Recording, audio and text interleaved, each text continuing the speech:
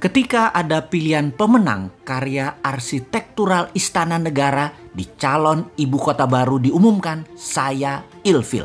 Maaf ya, asli saya hilang feeling. Ilfil bukan pematung atau perupa yang karyanya luar biasa tersebut yang membuat saya ilfil, namun lebih karena keilmuan arsitektural ruang, bangunan, tata kota yang bablas nggak berkarakter itu yang saya lebih melihatnya tidak keren. Mungkin ilmu saya rendah, jauh lebih rendah dari si pemilih yang memenangkan karya perupa legendaris tersebut. Tapi dalam hati saya berkata, toh nanti kalau Newmind menjabat, ibu kota baru nggak akan jadi kenyataan dan pindah ke Penajam tersebut.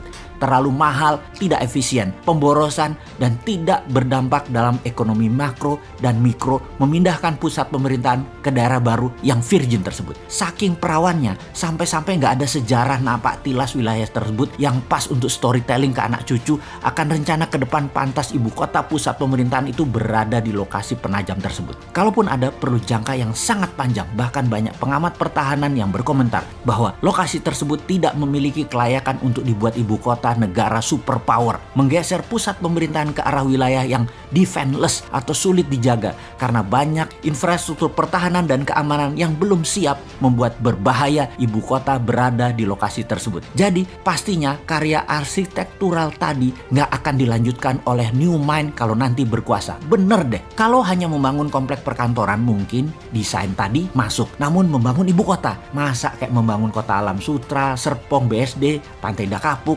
gitu sih modelnya. Membangun pusat pemerintahan itu membangun Wakandanya Black Panther. Sekali lagi, Black Panther ya, bukan Blackpink. Bener deh, kalau Newmind pusat pemerintahan tetap di utara Jakarta, bekas tanah reklamasi. Sekalian buat benteng laut utara Jakarta. 5.000 hektar itu New Wakanda. Full teknologi, full digital, paperless, kontrol satelit, telekomunikasi jalur baru, e-rupiah, digital aset, dan banyak lagi ke depannya yang dunia pemerintahan butuhkan. The real e-government. Masa membangun ibu kota di abad 21 kayak membangun properti perumahan gitu sih?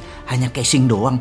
Malu-maluin aja nih bernegara kalau begini. Kembali ke lokasi Penajam. Apa yang kita lakukan oleh Newmind? Tetap dibangun dan pasti dibangun oleh Newmind, namun dijadikan seperti kota Seattle. Penajam akan jadi Seattle-nya Indonesia, yaitu pusat perekonomian high-tech. Kalau sahabat ke kota Seattle di Amerika, kota ini benar-benar by design. Pusat teknologi seperti Boeing, Starbucks, dan banyak lagi infrastruktur ekonomi mendukung kota tersebut. Strategi ibu kota ke Penajam jauh dibandingkan dengan strategi membangun kota Seattle. Nggak sedetail Seattle. Jadi nggak usah dilanjutin deh Penajam. Sementara Seattle tuh hanya kota loh, bukan pusat pemerintahan sebuah negara besar. Lalu Newmind bagaimana rencana untuk Penajam tengahnya Indonesia itu? Pertama, membangun pelabuhan laut dan bandara dengan 3 airstrip. Besarnya bandara tersebut adalah untuk 100 juta kapasitas penumpang per tahun. Kemudian swasta besar dunia dikasih fasilitas untuk membangun di sana tanpa pajak selama 25 tahun. Beri tax holiday di sana. Yakin pasti Disneyland akan membangun di sana. Universal Studio akan bangun di sana. Bangun pusat hiburan dan MICE di sana. Pusat kesehatan seperti di Penang, Malaysia dibangun di sana. Pusat kesehatan yang murah, efisien, dan dokter serta semua sarana kesehatan terbaik ada di sana. Semua warga tinggal di sana selama 10 tahun tidak bayar pajak di kota baru Penajam. Bisnis tidak bayar pajak selama 10 tahun. Apapun mulai dari yang kecil-kecil hingga pabrik mobil, pesawat terbang, pabrik kapal laut, dan lain sebagainya free tax.